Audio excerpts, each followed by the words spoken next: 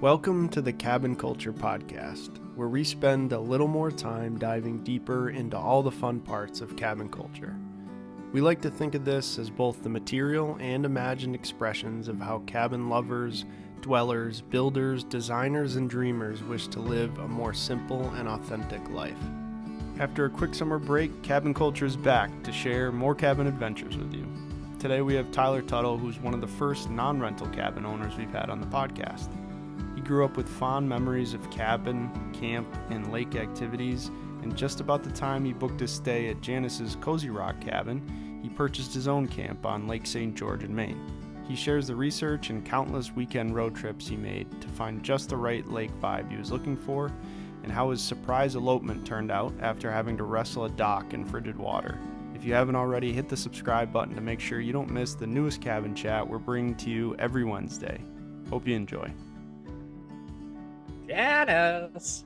Hi, friend. I'm excited that hopefully My- we're both on good mics. My now wife also has a podcast. Very, very different from a cabin podcast. Really? What is her podcast? So her podcast, it's a little sad, just forewarning. Okay. So my wife lost her son 2 years ago to SIDS, which is a bummer. But she and another person she met on Reddit started a podcast, both just as something for them to do, and it's like an outlet, and they have a bunch of followers now, and they talk about the grief and the loss and just all those things that go along with it, and it's really nice. But What's it called? it's called As Long as I'm Living. As Long as I'm Living. Okay, plug for everyone out there. But also, I am driving to Maine tonight, so I am going to subscribe to it now so that I can take a listen on the road. They describe it as the funniest sad podcast out there. Okay, as an Enneagram 7, I love that. But we also did work for Kate Bowler. Have you heard of her, or does your wife know her? Maybe. So she is a writer and professor at Duke Div, and she's about my age and got diagnosed with stage 4 cancer years ago. And so her podcast is called Everything Happens, but it's a similar idea. It's like, how do we sit with grief, and like when the world becomes more than we expected it to be, how do we have conversations about that instead of ignoring it? How do we not sugarcoat everything? Yeah. That's exactly what it is. Wait, what's her name? Kate Bowler, Everything Happens. Whoops. You know Kate Bowler? Kate Bowler. Another griefy podcast. Okay, she should definitely look her up. And her book is called Everything Happens for a Reason and Other Lies I've Loved. And it's all about like how people don't handle grief well. And like from the perspective of someone who is battling stage 4 cancer, what does she wish people would do? How do you handle it better? It's the exact same kind of content. Okay, they would love great. each other. I feel like she should listen, and somehow we should get them together. Okay, I'm following. Wait, I can never figure out how to subscribe. I don't want to waste all your time. Okay, but I have it pulled up. I'm gonna. Oh, I have all the time in the world. I love it. I love it. It's so good to connect in real life. I know. I don't think we ever have, other than, I mean, you've shared videos and I share videos, so it feels like we've met, but we haven't. Janice, I was at your cabin opening ceremony. Remember I showed up at the cabin. Oh, Tyler, we have met in real life. I do remember that. That was amazing. I do remember that. Oh my God. We're gonna have to edit this out of the podcast. You can edit that out of the podcast.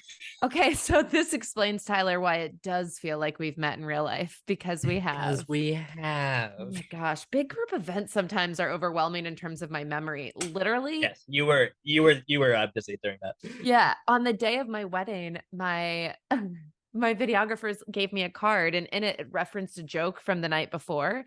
And I was like, how did you guys know about this joke? And they were like, Janice, we were there. What are you talking about? We happened to be there. We were literally there. And I was like, oh my God, I feel like an idiot. Okay. Well, it's very exciting to see you again. You too. This time, the last time we met, you did not have a cabin, but you came to our cabin, and then you later stayed in our cabin after you won a giveaway, correct? Yes. That is real. Yeah. But after that, you ended up buying your own cabin. I don't think, had you owned it yet when you stayed at mine? I'm trying to remember. What year was it? Well, when was like it opening? When was Cozy Rock opening? The summer of 2021. When did you buy your cabin? I bought my cabin April of 2021. So I don't think So I you did had. own it. Okay, I did. You must have. But it was like, yes, I did because I was planning to go up there, but like it'd been like a month. Yeah. Yeah. Yeah. Can you introduce yourself for the people who might not know you? Because this podcast is a little bit different, and I love that about it, is that I did not meet you through a cabin account. I met you as just an individual who like offered thoughts and advice while we were building Cozy Rock. And then you bought a cabin, but you're not renting it. It's just yours. I was These just gonna say it's really funny. Sorry, we have a little lag. My wife and I, we came back from the cabin actually this weekend, and we were listening to a few episodes of this podcast, and we're like, wait a minute, like I don't plan on renting my cabin, at least not for like years and years and years. It's a total passion project of mine. So where should I start? Where do I even start? Yes. Okay. So that's actually why I wanted to have you on specifically, because I feel like cabin culture back in the day and where it first started was projects just like yours. Airbnb wasn't a thing. No one was building a cabin for the sole purpose of renting it. Even rentals, like you had to go through a company, like it was a big thing, right? And so most people who had cabins had it for themselves first and foremost, and only exclusively.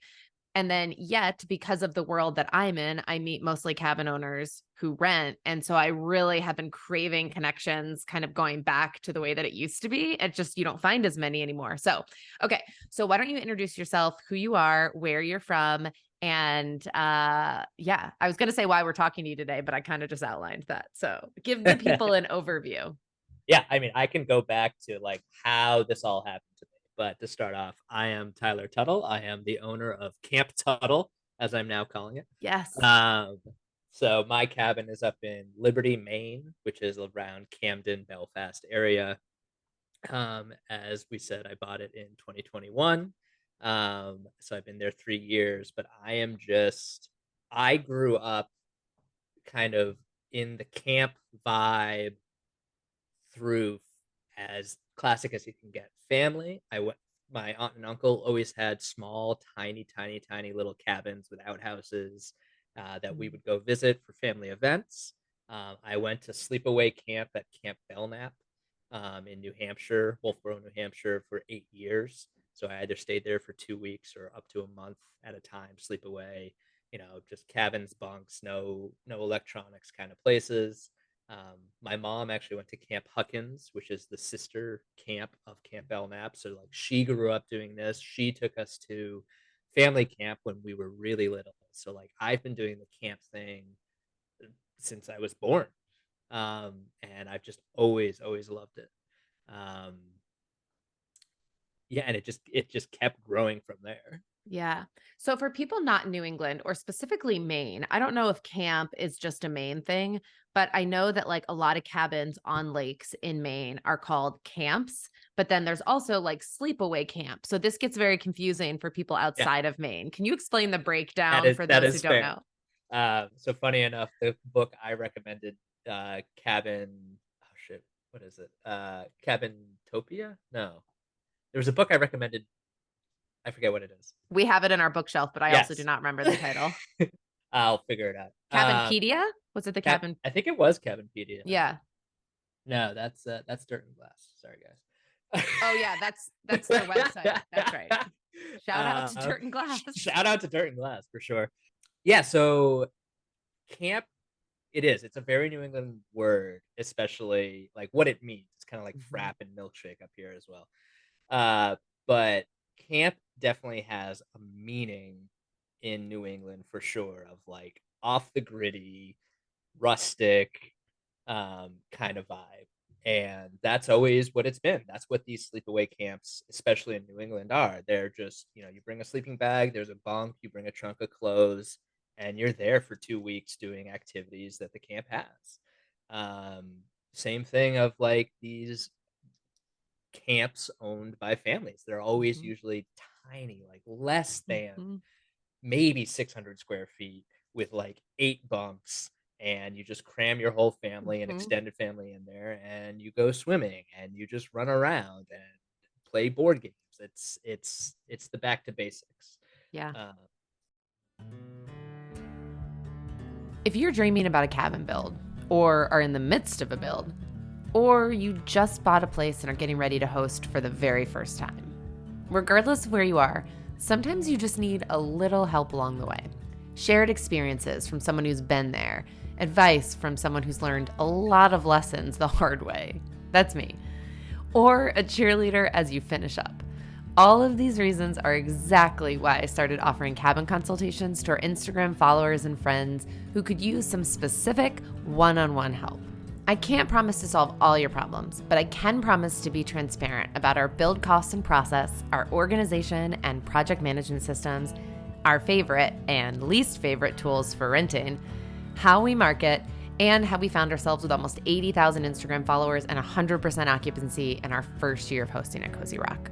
So if that sounds like it might help you, feel free to visit us at staycozycabin.com or on Instagram at Cozy Rock Cabin and sign up for a time to chat there.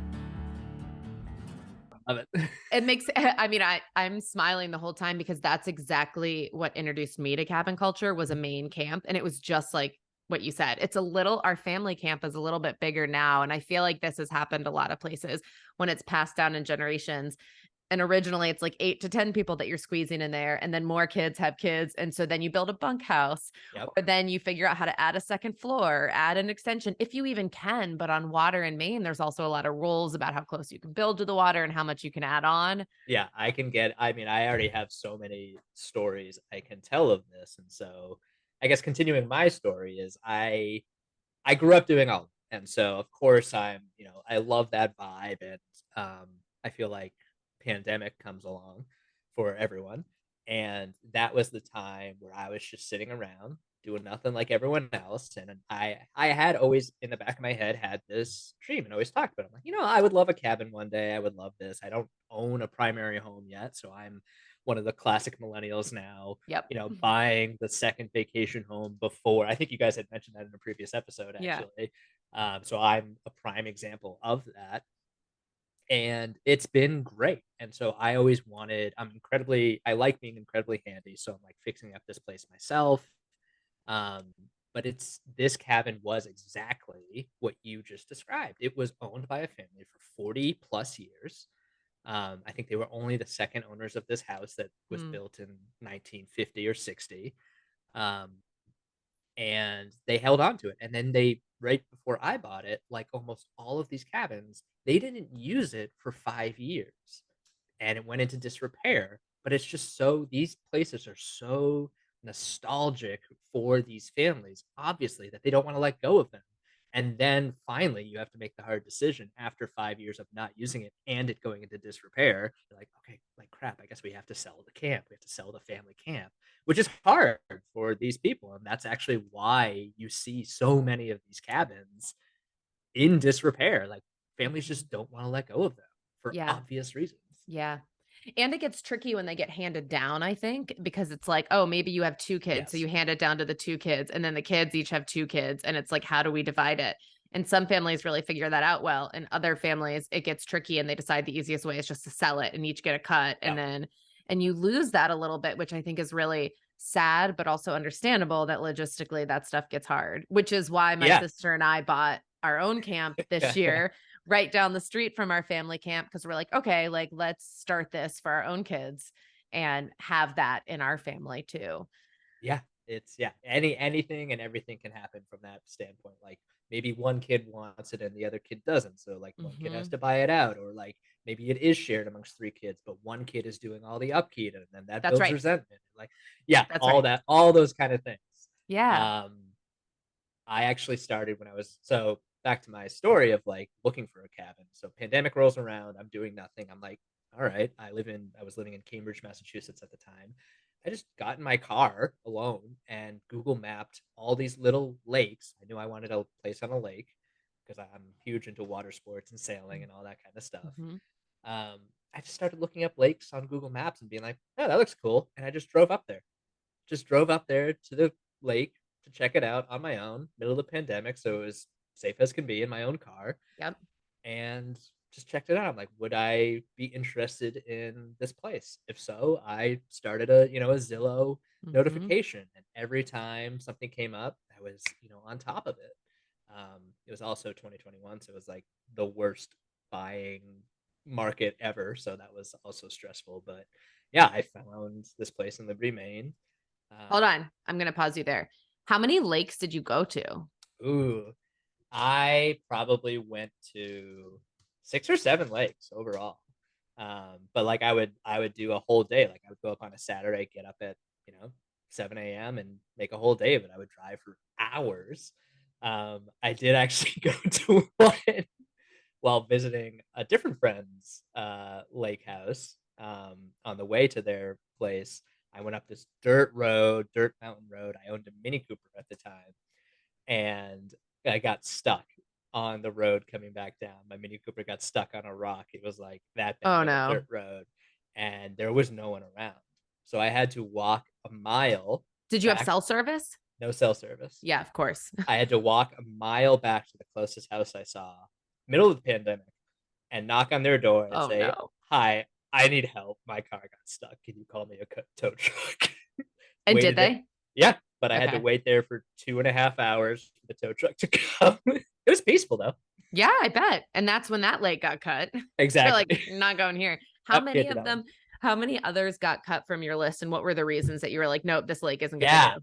I mean, I say 6 or 7. It might have been up like actually a dozen or more now that I'm thinking about it. But yeah, there were so many lakes I would go to. I would also do like camping sometimes, like pitch a tent or something. Yeah.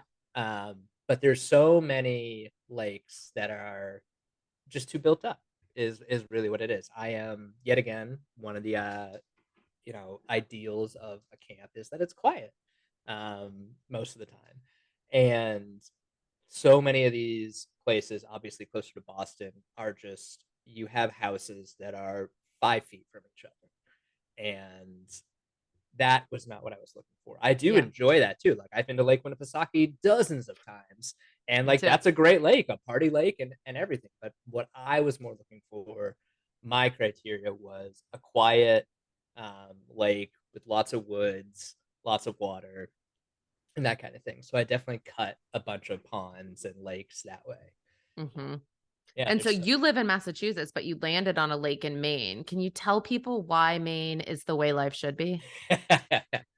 um, Maine is totally the way life should be. Granted, I did grow up. My parents had a place in York, Maine, that they lived in. Oh, So I've been doing Maine, going to Maine for a while. that's But right. That's where you stayed during the housewarming, the cabin warming party. yes. And so Maine really is though the way life should be, because it's still so rural and rugged and foresty, and like yeah, you probably can get that out in Western Mass and definitely in northern New York kind of thing. But like for the New England area where I am, it's Maine all the way. Maybe Vermont, like northern Vermont and New Hampshire too, but that's just a little too far away from where I am. Yeah. Obviously, the ideal for anyone like a cabin 2 hours away. Yeah.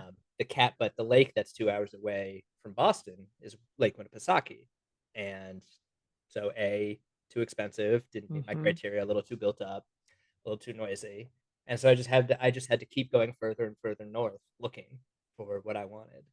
And that's just how I finally ended up on Liberty, Maine. So tell us about the lake that you're on and what it's like there, but then also tell us about your cabin. Cause I don't know if your Instagram account is private because it's a personal one.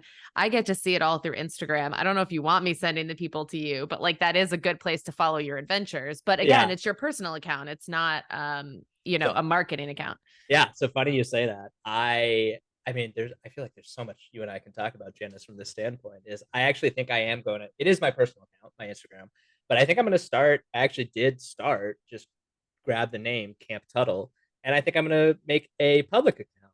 But it's not for Airbnb or anything. It's just to, chronicle me and my wife's, fixing up at this cabin, doing shenanigans, having a good time, and just living camp life. That's all it's really going to be. Yeah. Would I rent out my cabin eventually? Yeah, sure, but not for years. Man, Okay, I found you. It's camp_Tuttle for any of the That's people who are looking. That's the one. Haven't even posted yet, so you can get in from the Well, start. Yeah, you haven't posted yet, but what's interesting is you've been posting on your other one for 3 seasons now, as you call it, camp Yep. season 1, 2, and 3. Yep. Or I think you were calling it cabin season 1, 2, and 3 at the time. So you definitely, what I love is that you have documented a lot of the stuff that you're working on via time lapses. Like, it's going to be an easy transition for you to make. And I do think that people will be interested, because I remember when Pete and I were first talking about the cabin, we talked about different ways that you could build a cabin, and how we tend to see it now in this Airbnb boom of people like with lots of money or investors like making a really fancy cabin. And he was always like, I think stage building or renovating is one of the best ways to do it, because you can just save up money for each project as you go. But that is a very personal way of doing it. Like if it's for you, because if you're trying to Airbnb it, you can't make money till you're done. So you got to throw all the money at it at the beginning. And watching you has been so satisfying, because it really is this slow process of just each season picking away at the stuff you're going to do. Yeah.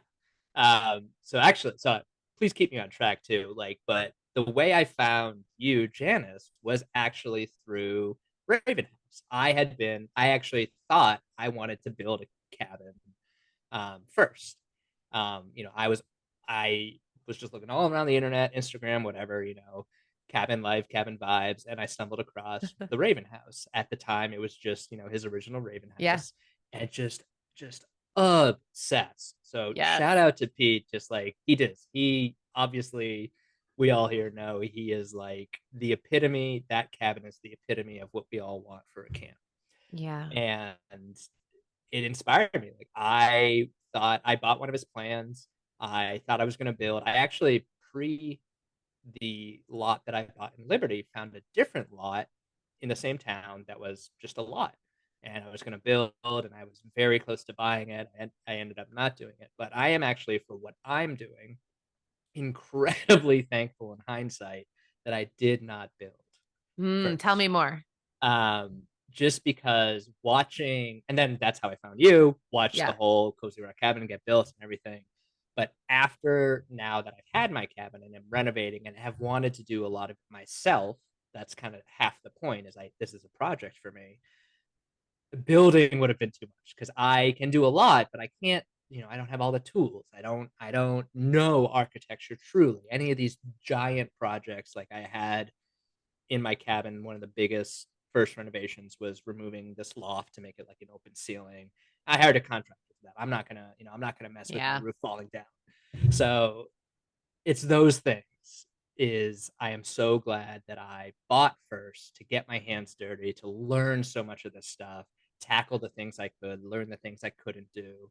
But I still eventually, I still got hopefully a lot of years left in my life. I would love to build a take on the Raven House eventually, because I'm still obsessed with the Raven House. I know.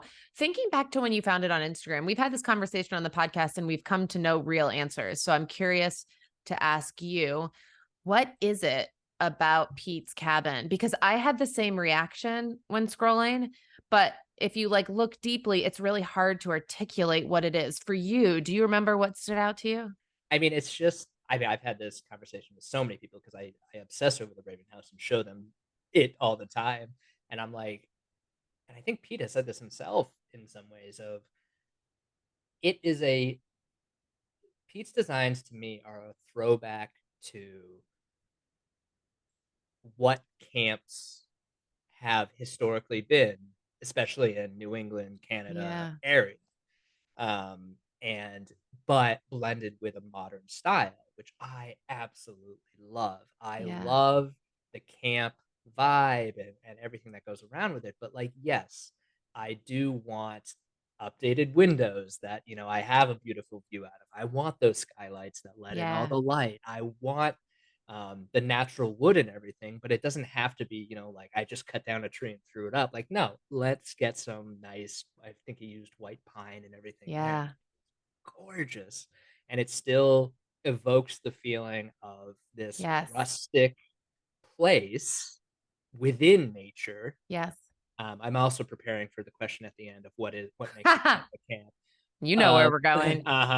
And it is. He did it so well. He did it so well. The Raven House is so nice. Because it's literally a rectangle. Yeah. And yet all of the details come together in a way that All the you and details. I and other Yeah. people are just like crazy about it. Exposed beams, just Yes. basic flooring, basic walls. His And flooring is plywood. I know. He literally used plywood for the flooring. And it looks great. And I considered it because I love it so much. Yeah. Yeah. I'm still to this day obsessed with the Rittenhouse. I know. And it just is interesting because I watch so many cabin builds on Instagram, obviously, and mine potentially included in this. And there's so many that just lose that rustic feeling. That was like my biggest priority during our build and why I loved the Raven House. And I still feel like we got some of it, but there's drywall. It's a bit more modern, like it's not the same as the original Raven House, and striking that balance to keep that feeling of camps and cabin culture is hard in the age of like, I want mine to be the nicest and the fanciest and look really good on Instagram and book all the time. Right. Exactly. Like how do you do that and keep it like the heart of it the same? Yeah. Well, like you, one of the ways to do that is to have a bathroom, which I agree with. I also have a bathroom. Agreed. That and running water were deal breakers for me. I'm sorry, Pete. I love you. I cannot wait to see one day the original Raven House, but yeah.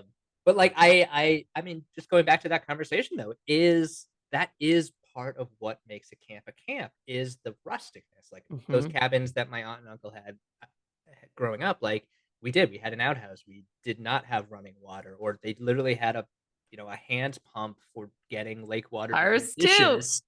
Just to do dishes or something. And I still haul in drinking water for my cabin. I do have a pump that pumps lake water for the shower and everything, but I have to haul in 5-gallon jugs and everything. But that's part of the process though. That's the thing to me. It's part of it all. Yeah. And I remember early on, one of our first guests messaged me and goes, "Oh, I just want to give you the heads up. There's some ants in the cabin." And in my head, I was like, it's a cabin in the woods. Now I'm also an Airbnb host and I really do care about a good experience. So now we have a regular exterminator who comes and I've had 0 complaints of ants. And I get that that's the flip side of renting it, is you have to take those things seriously from a guest perspective. But I will say my first response was, it's a cabin. There's supposed to be ants. It's in the woods. You'll love this. And so my wife, we actually, more stories. We got married at my camp this year in May, on May 5th, Cinco de Marriage. And yes. But so she did not grow up with this, history of going to these kind of rustic camps and whatnot. She's been to like, those kind of things and has gone camping. But one of the things I remember vividly when we got there, I'm like, oh my God, the loons, I can't wait for you to hear them. And the first time she heard them, she's like, whatever, they sound like, oversized ducks or something. And now, fast forward a few months later, she's like, oh my God, the loons, I can't wait to hear them. Oh my God. Okay, thank God. Yeah, exactly. Thank God. You won her over. Okay, good.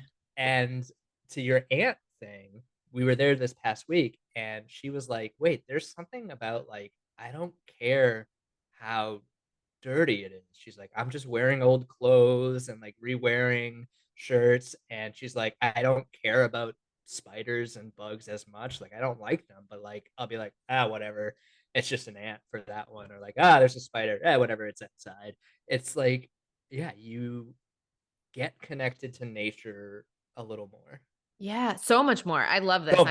I'm now thinking about like, if you all have friends there or kids one day or whatever, that like teaching them those same things. And then they grow up never having known anything different than going to the camp every summer and feeling those same things, which is exactly how I grew up going every summer. Now I was after they had added a bathroom and after they had running water. So I was like a little bit better. I see pictures of my mom and them like sleeping in tents outside and they still loved it. My mom is the one who taught me how to love it. Yeah. So I do think it gets passed down, which I really like. Yeah, okay. I want to get an idea of what cabin culture is like at your camp. So I'm going to ask you some questions that will specifically like paint a picture for us of what it's like where you're at. Okay. What's your wife's name? Alina. Okay. So what are the most common cabin lake activities for you and Alina? And then also I know your friends come up a lot. What do you guys do? So like a cabin weekend, say it's like Alina and I and like one other couple. We get there, we set up, we buy all our food on the way up, dump all the food in the fridge, dump all the beer in the beer fridge, and immediately just just start sitting. Sitting is the first activity. Yeah, I love And it. like you just sit there and then it's like, okay, what do I want to do? And it's like, do you want to do something as a group? Do you want to just go sit by the lake? Do you want to read? And I'll go paddleboard. Like my cabin is, 15 feet from the water, which is something like was a requirement for me. And it's just do whatever you want in a relaxing way. Go sit in the hammock, go have a campfire. I will say we just swim. We just Yeah. swim. We swim for hours. Something Alina and I discovered was like putting on a life jacket, which we hadn't done since like kids, unless like we're actually going boating or something. But we just put on a life jacket and jumped in the water and floated for like 2 hours. That's It's right. great. Just get a floatable koozie, put your beer in that, Yeah. and just like lay out in the lake. Yeah, when it's with friends, like 4 or 5 people, you just sit on the dock, drink beers, hopefully have some water nearby, and swim and talk. And Yeah. look at the lake, look at the sky, look at the sunset. Just be in nature. Yeah. It's just being in nature. It truly is. Now, this is the hard balance because I hear you, and that is the dream for cabin life. And I know that is very much, I see your Insta stories and I see you all floating around in a boat drinking beer, and it looks lovely. So I know that you all do that, but I also see you doing a lot of work on the cabin. How do you balance that? The relaxation and actually enjoying the cabin, but also the list of projects that you have when you go up there? My wife keeps me from overdoing myself on the projects a lot. I am always someone who needs like 45 projects at once. Um, but it usually is like if I have friends around, it's a relaxation time. Mm-hmm. Granted, if there's one friend, my friend Gabe, he is also totally into building and whatnot. So he's the one that has helped me redo the bathroom. We reframed the bathroom, redid the plumbing, redid the electrical, all that ourselves, which was really fun. But That's a you're good right. friend to have. Oh, it's a really good friend to have. Uh, you're right though. It is a hard balance because I want to relax and enjoy it, and I also want to keep improving it. Yeah. And so it's just if you get tired, you can put the hammer down and jump in the lake. Like that's what I did. We were redoing the pantry this past weekend and tore up the floor, demoed the pantry, and I'm like, all right, I'm sweaty and tired and agitated a little, so I'm gonna go jump in the lake, Yeah. which is just amazing. And this is the beauty again of like, it is just yours, not renting it. You can do it at any pace you want. I feel like every time we go up, we have a project and it has to be done by the time we leave because the next guest is checking in, but you can just kind of draw those boundaries in a way that there's a lot less pressure. Yeah, and I actually was listening to another episode of yours where you had said that same thing, and I'm like, I don't want that. I Yeah. did want this for myself to do it at my own pace. My wife catches me just literally standing, staring at different parts of the cabin because my mind is racing with like, oh, what could I do there? What little thing can I tweak here or Yeah. there to make it more cabiny, make it more what I like. Yeah. Granted, I'm not making income from my cabin like you Right. are. So like there's a trade-off for sure. Yeah. But this was always a passion project of mine, something I want in my family to show my kids, give my kids, and everything like that. So yeah. Yeah. Okay. Most common topics of conversation around the fire pit. Why are s'mores so popular? Oh, wait, you don't like them? Oh no, I love them, but Okay. everyone loves them. But we're also just like, why are they so popular? Yeah, that's a good question. Um, More topics are renovation topics. Just because I am renovating the cabin, Yeah. me and my friends just talk all the time. People are throwing ideas at me left and right, and yeah, just it's really whatever around the campfire, anything No. goes. I feel like, And it depends who it is. For us, I feel like outer space is a common one just because you can see the stars there in a way that you can't other places. So inevitably we end up looking up at constellations or you see satellites or you see shooting stars and then you're sitting around the fire. And I feel like that's one that comes up there way more than anywhere else. yes. Okay. Related to what you just said, do you have a preferred type of s'more or approach to cooking your s'more? I am a golden brown s'more man. If you burn your s'more, I think you're a psychopath. Crazy. We discovered last year, I forget what they're called, but they're these like British tea cookies. And so they're like soft cookies with chocolate already like glazed on them. and they are literally the perfect s'more. Instead of the graham cracker. Instead of graham crackers. Look, I love a classic s'more. I'm not knocking a classic s'more, but these are soft cookies, which graham crackers, one of the worst parts is they break off and it's hard to, keep True. eating them. Yep. True. Soft cookies, chocolate already glazed on them. So when you put the hot marshmallow on, the chocolate starts to melt and you just can eat it immediately. Sandwich them between two, and it's brilliant. I'm going to send you what they are. Okay, and it's one less ingredient to buy too, which is really nice. One less ingredient to buy. Might be more expensive because it's from England. That's okay. Yeah, it sounds good though. They're not breakfast cookies, are they? I remember my sister studied abroad in London and discovered some sort of soft biscuit that they ate all the time, and it was like super delicious, but I don't remember. I think it was like breakfast cookies or something. I think they are like tea biscuits, rich tea. Yeah. Cookies.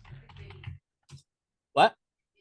Oh, McVitie's. McVitie's. Okay, good. I'm so glad you came up with that now so that the people can really benefit from this. I'm learning a lot about s'mores this season, I feel like.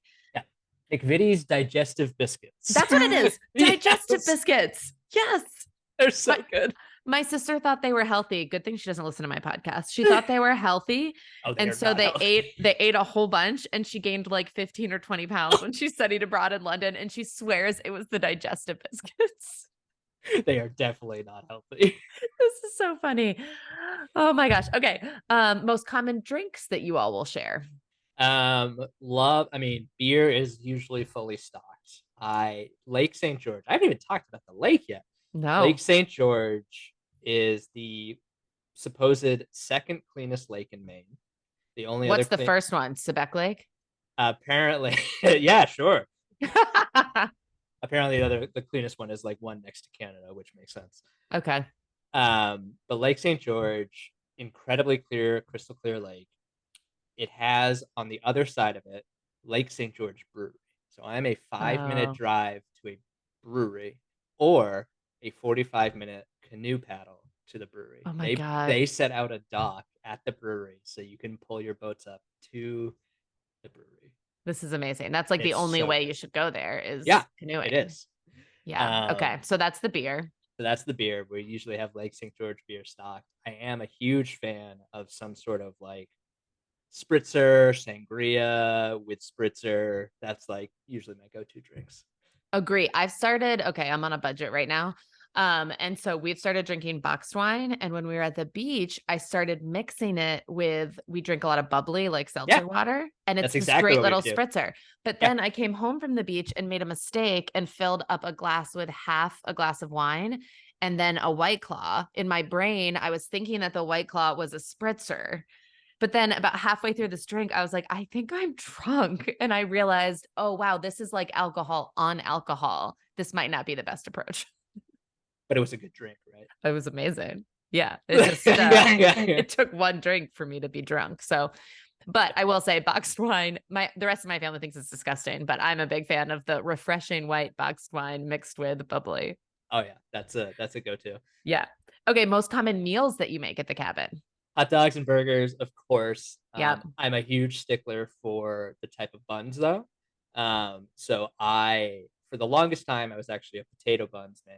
Yep, me too. And so obviously still good, will not knock those. But most, even like big chain grocery stores, go to the bakery section. Brioche buns.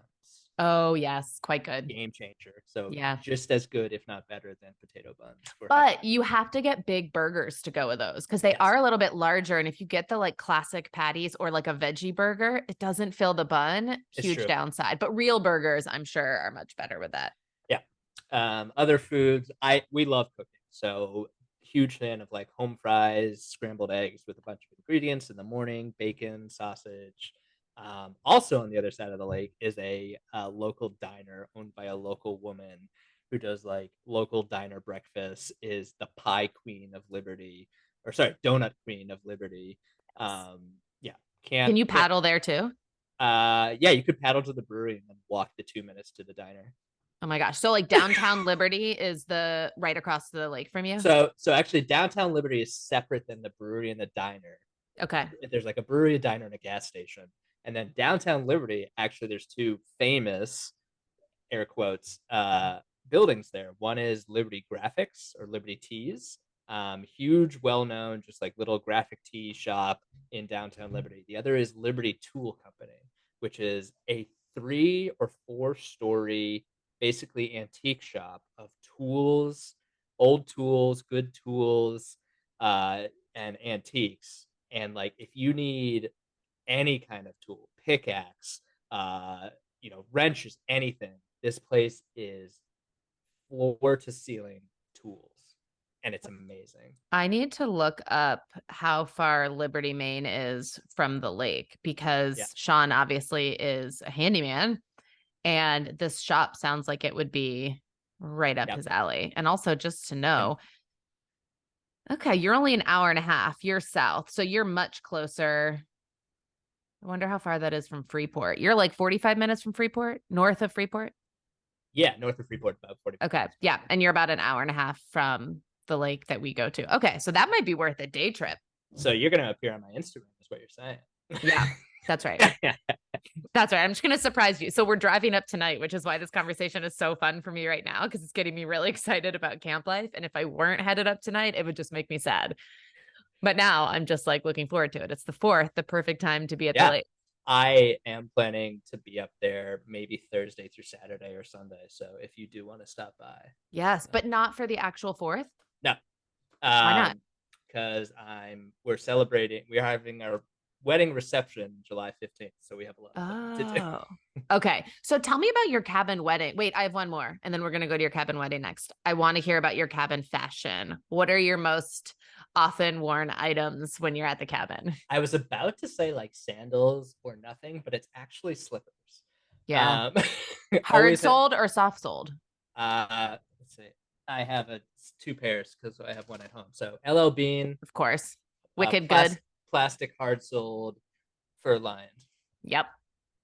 Those are the ones. There you go. Okay, so slippers, but what are you wearing on your body usually? Usually it's just, if I'm working, I have a pair of work jeans that I just get messy and a t-shirt. Otherwise, probably bathing suit and shorts. And just diving in. Okay, so follow-up question. Do you believe in showering when you're at the lake? I shower infinitely less at the cabin than I do at home. And if I do shower, it's usually just to wake myself up, or if I've been doing construction all day, to get all the debris and sweat off me. Okay, fair enough. But that is what the lake is for, just so you know. Well, yeah, that's what I was going to say. Like, if I've jumped in the lake, I'm not going to go take a shower. It's the same water. Thank you. I see what team you're on. I've actually been debating. I haven't showered in a week here. And so I've been debating, like, wait, should I shower before I get in the car tonight? Because I don't believe in showering at the lake, but like 2 weeks feels like I'm pushing it a little bit. But are you going to jump in the lake when you get there? Of course. So like, then you're fine. Right? So it shouldn't matter. I know. I think I might just like really push the limits this trip. We'll see. Okay. Tell us about your cabin wedding, because as we both know, I'm a big fan of cabin weddings. But it sounds like if you're having a reception on the 15th, the first one was probably pretty small and intimate. Yeah. So we actually eloped. And we knew we kind of wanted to elope, and it was not like a spur of the moment, but we were like, okay, we're eloping on, this weekend, on the weekend of May 5th. And so Alina knew that we were eloping and going to sign our marriage license and everything that weekend, but she knew nothing else. I'm like, I'm planning everything else. Wow. So I made this elopement a surprise. So that is a lot. She trusts you a lot. She does. Weddings are like usually it's the opposite. So the fact that she just let you take the reins is very impressive. So I love doing this to her. I love surprising her, but it's also like a wedding. Like, you need to plan a few things. So it's like, okay, we're getting married, so we know what we need to pack. Like, she was going to go get some dresses and whatnot, not wedding dresses, but other, nice dresses and everything. Yeah. So the only thing I told her is, we're getting married this weekend up in Maine. I am taking you to Camden, Maine for a day trip. Like, we're going to hang out in Camden and do some stuff. And that's all you get to know. So we get up there, like a Friday night or something. And we had put in the dock in April. And my friend Gabe, the one who helps me out with everything, helped me do that the weekend before. under the guise of Gabe being like, no, you got to get the document. You have to do it, because Alina didn't know we were getting married on the dock. Because April is early. I mean, was the That ice even was out? the coldest water I've ever done. I have a video Yeah. of me just swearing constantly Oh, because I bet. it was awful. So we got the dock in. Fast forward to the week or two later when Alina and I go up. We arrive and I look out, and the end of the dock is underwater No. because it had rained for a full week, Mm-hmm. and the water level rose 6 or 7, 8 inches, and the 4 end pieces of my dock floated away. Yep. This exact thing happened to our dock last week. And so still haven't found 2 of the 4 pieces. Really? Yeah.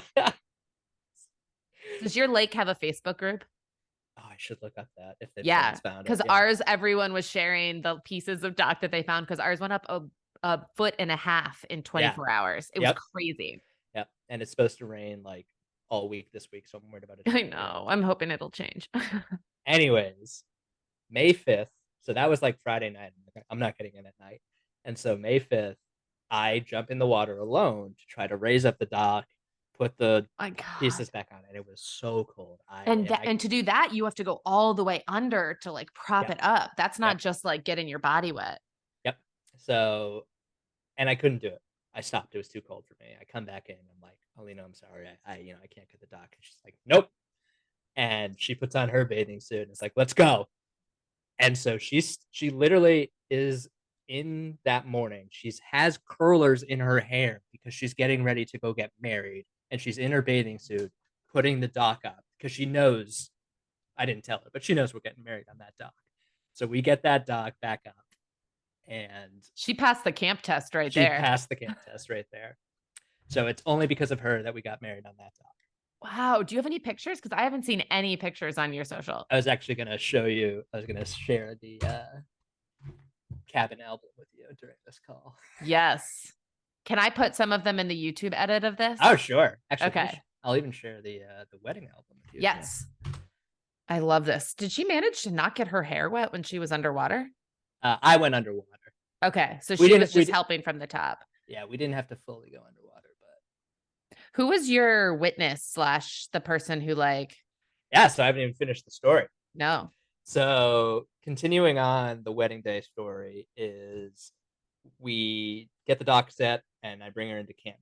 And so Camden, just amazing seaside Maine town. Love it. There's a brewery, went around to antique stores, all this kind of thing. She was wearing like a white, nice sundress. I had put on like nice slacks and a vest and everything. So it was like clear we were like doing something, or people pretty intuitively knew we were like getting married that day. And so we were walking around an antique shop and someone asked, and everyone went around, was really happy for us. And then this other girl comes up to us. She goes, hey, I'm a professional photographer. I would love to take a few photos for you for your wedding day. And we just, in an antique shop, got a bunch of free professional photos. Wait, is this the person who took all of the photos in this album, or is that just okay? So that's like a few of those we got for free, and we're like, oh my God, thank you. And she was just in town that day shooting something else. She was on just waiting around in an antique store and did that for us. That is so cool. So we had a good time going around Camden, got like a mimosa here. We went to a local place to get lobster rolls. Someone bought us lobster rolls. They're like, really? Oh, yeah, because they overheard that we were getting married and like, all right, they're buying our lobster rolls for us. Okay, because those aren't cheap. So no, they're not. Day wraps up in Camden. We say our vows to each other in the little amphitheater next to the library in Camden, which is a gorgeous amphitheater. I can tell from these pictures. And I had booked a different professional photographer. So we did an hour photo shoot at the amphitheater, and then we drove up to, I think it's Batty Hill in Camden, and did some more photos up there. Just a really nice photo shoot. The surprise really enters is that I had also been planning with Alina and I's nuclear families to be at the cabin waiting for us when we got back. So the photographer was also going to do that. So I gave the photographer a head start back to the cabin, drove Alina and I back to the cabin, and she got out of the car and was like, wait a minute, is that my mom's car? Wait a minute, what's Miranda the photographer doing? Oh. I'm looking at these pictures as you're talking about it, and I can see her face. So we got there, went down, everyone was there waiting for us, drinks all around, started celebrating. I had asked her brother to be the officiant. So on the 2 pieces of dock that were still remaining of the 4, us 3 squished down on the dock, and we did like a 6-minute ceremony right down on the dock. It was lovely, did some photos, celebrated, and then just hung out, and it was lovely. These photos are beautiful on the dock. I love knowing exactly what it took to get the dock there for these photos. Yes, that is worth the story. I'm so happy for you guys. This looks like the perfect way to celebrate. I'm sure that the reception with all the other people that you care about is going to be great, but there is something really special about just the people that matter most and a place that matters most to the 2 of you. Yeah, that was honestly exactly what it was. We knew, we wanted something special, and we wanted a place to be special. And like, what more special place than our cabin, our place that we intend to be there forever, and love being there, love being in nature, love sharing it with people. That's half the reason I even bought a cabin in the first place, was to share it with people. Yeah. To share this style and relaxation and everything. Yeah, I love it. Thank you for sharing these pictures. I've been really behind on my YouTube edits, but I'm going to try and put these in there and share with the people. So if you're listening to this, keep an eye on our YouTube channel, and I will drop some of those pictures in there.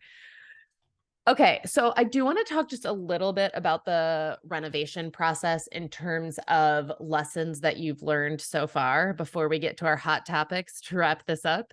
But you've been doing so much of this yourself. I'm wondering, for other folks who are renovating or doing projects on their own, what are some of the mistakes you've made or things that you've learned along the way, or like top pieces of advice you would give someone who maybe is thinking about this or in the midst of it? Yeah. The best piece of advice I can possibly give for people doing anything themselves and all this stuff: use YouTube. Oh my God. I love doing it all myself. And like, yes, you need to just jump in and get your hands dirty and learn along the way and everything. But it's also all there on YouTube. I truly cannot say this enough. I learned and taught myself how to do basic electrical and plumbing over the winter, the first winter, and redid the entire plumbing and electrical system in my cabin. I made sure, I watched videos over and over and over until I got all the core concepts down and all this kind of stuff. Also check with your local and state codes if you can do that yourself. Of course. Of course, yeah. But like, that's also, to me, a part of the cabin lifestyle, is like, it is making a cabin your own, doing it all yourself. Like, the previous owners obviously made all their own renovations and those kind of things to this cabin too. And the cabin is about making it your own. Yeah. Have made a lot of mistakes along the way, for sure. The first season, I went there the day I bought it, April 22nd, 2021, and 2 days after your birthday. 2 days after my birthday. And I just didn't know what I was doing. Like, I had the second album I just shared with you. You can see some of the early photos. They had consigned everything. So like, everything in there was like still there. And I'm like, oh, great, I can just start using the cabin right away.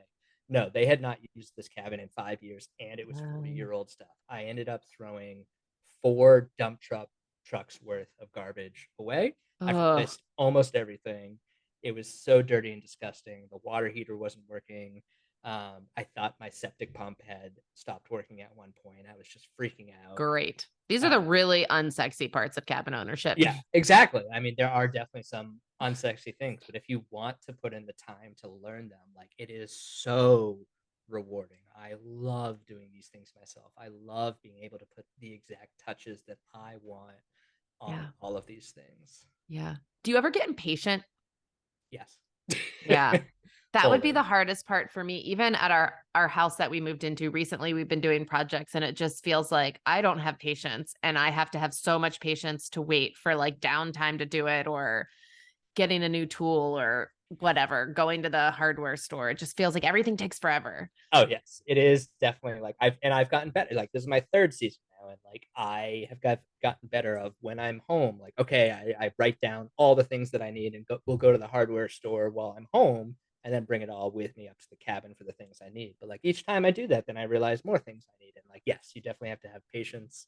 I think one of the unwritten rules of renovating anything is one, like finish your project first before moving on to something else, which I have such a hard time with. But like the bathroom was undone for so long. Like we only just painted it this season and whatnot. But it's finally coming along, and like we made ourselves finish this bathroom this summer before we ripped out the walls of the pantry this past weekend.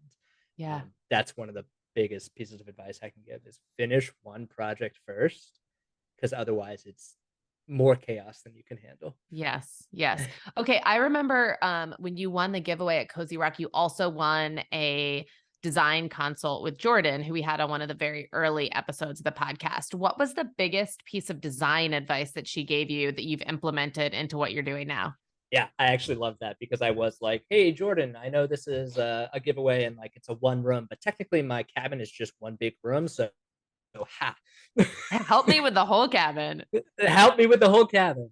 The biggest piece of advice I remember Jordan giving me for my cabin specifically, because it is 15 feet away from the water, is of all those like pieces of furniture and flooring and everything, make it, water resistant. Make everything, make a track for everything. Like, oh, like your bathroom's here, and here's the door coming from, the lake. Like you're gonna track water. Think about that. Put rugs down, whatever that is. It's like the other, just so many things about the cabin I love is designing it to be practical as well.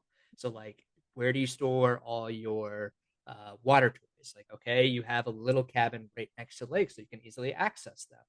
Where are people coming in? Okay, put some water resistant rugs or something down there. All those kind of little things she was able to help with, and some other minor touch ups and all those kind of things. I think that gets missed a lot, the functional piece in the age of Instagram, and you're worried about how it will photograph and how it will look. Yes. And yet when hosting, now this still applies, you are hosting. You're not, people aren't paying you to go, but you're still hosting lots of folks at the cabin. I feel like those functional pieces are the things that make the biggest difference for the maintenance of the cabin, for the enjoyment of the cabin, like that there is a designed system for everything, where something goes, how to protect the floors, all of that. And it's just very clear to anyone who might be visiting you or renting your cabin, should that be the case.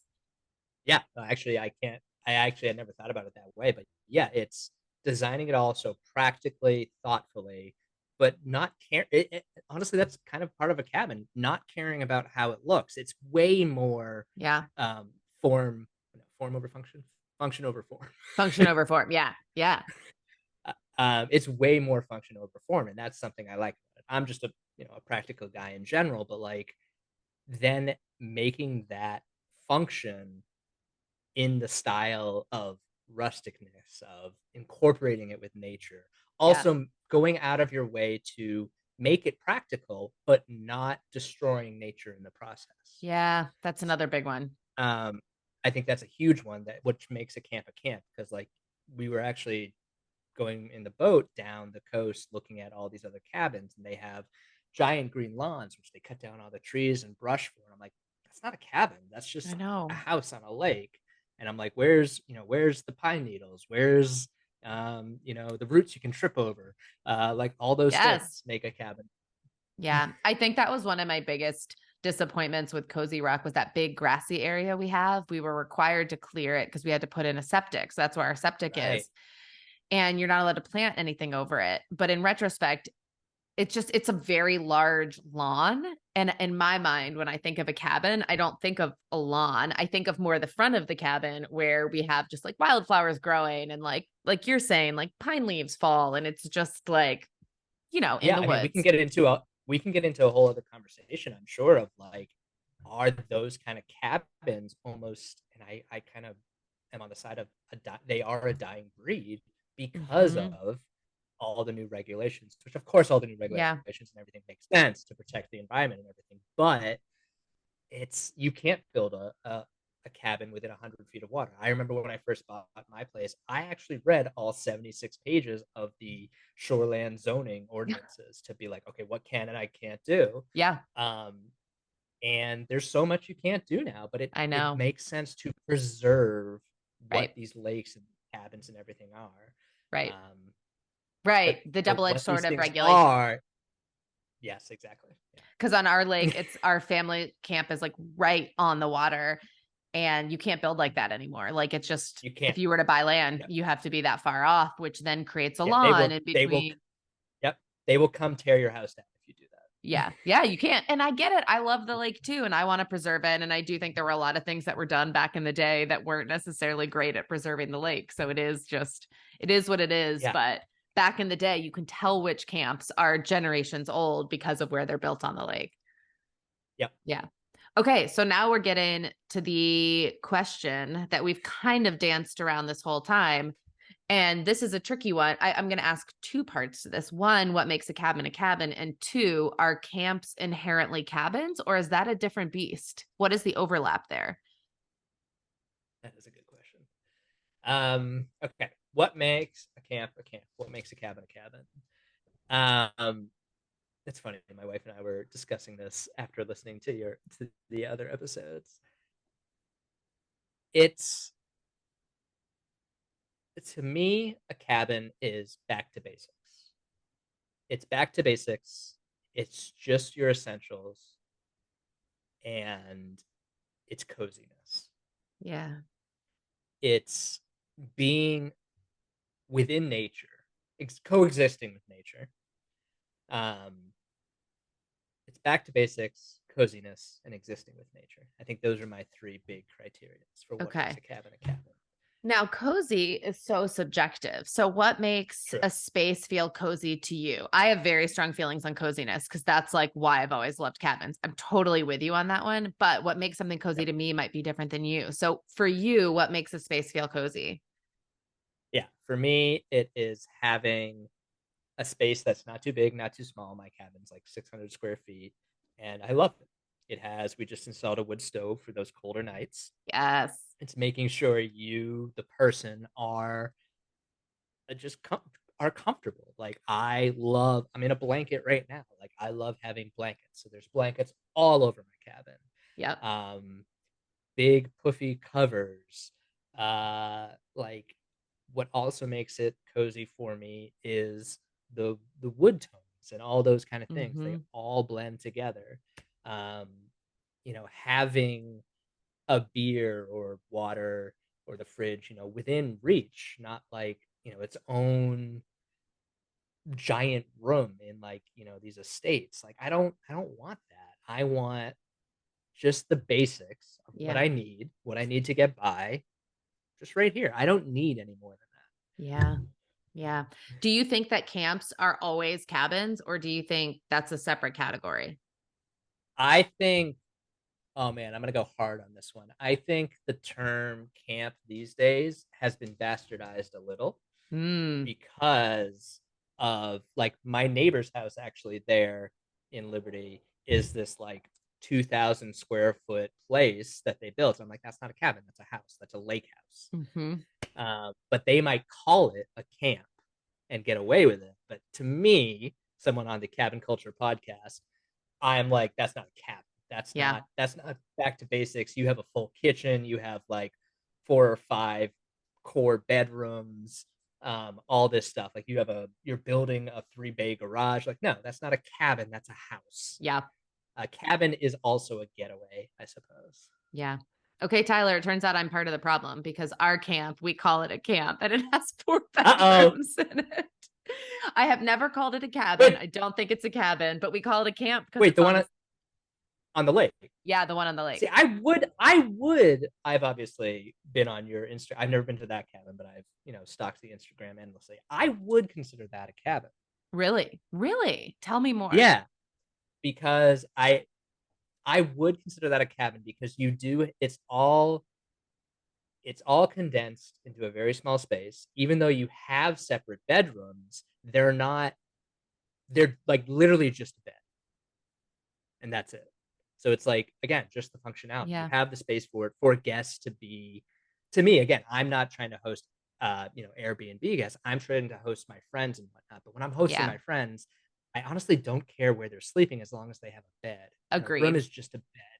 And like, what do you do during the day? Then you're hanging out in the kitchen, drinking Right. beer down by the lake. It's You're like outside. the bed. Exactly. The bedrooms don't matter. And you Yep. can have bunk rooms and all that. So your lake place is, to me, still a cabin. Interesting. Yeah.